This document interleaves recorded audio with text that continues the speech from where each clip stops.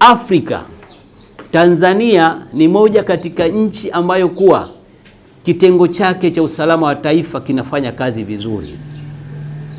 Je, hawakuishauri vizuri serikali? Siamini hivyo. Je, nani ambaye kuwa alidharau ushauri wa usalama wa taifa mpaka nchi ikaingia kwenye machafuko?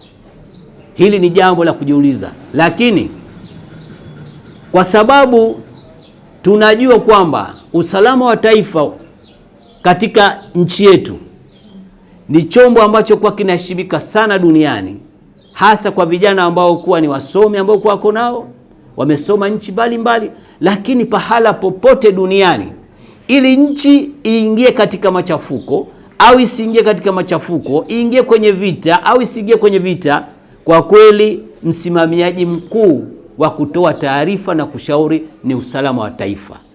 Na naamini kwamba usalama wa taifa toka enzi ya Mwalimu Nyerere mpaka leo hawajakuwa washauri wabaya wa taifa letu kuhusu masuala ya usalama. Ikiwa usalama wa taifa ndio ambao kuwa walisaidia baadhi ya nchi Afrika kupata uhuru na nchi zao zikawa salama, sidhani kwamba wanaweza wakashauri vibaya katika taifa letu ili itokee vurugu. Tungemwomba Mheshimiwa Rais, naamini anaweza akawa na washauri wengi, lakini mshauri wa kwanza ni usalama wa taifa. Binafsi nawapongeza sana namna walivyoweza kuzuia baada ya machafuko yaliyotokea.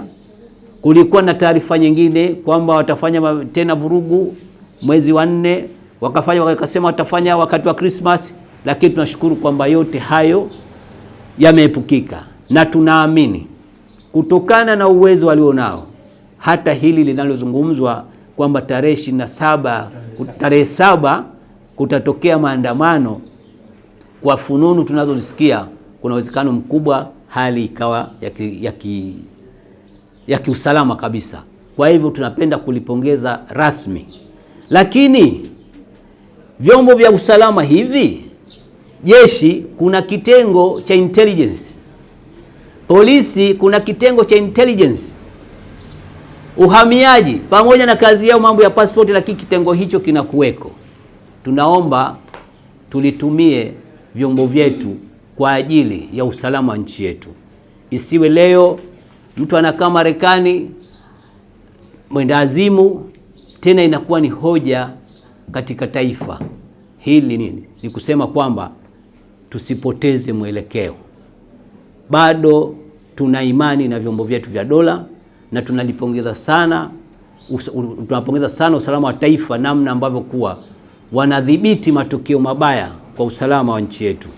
Sisi pamoja na kwamba ni vyama vya siasa, lakini tunarudia tena, vyama vyetu havitokuwa na maana yoyote kama nchi yetu haiko salama.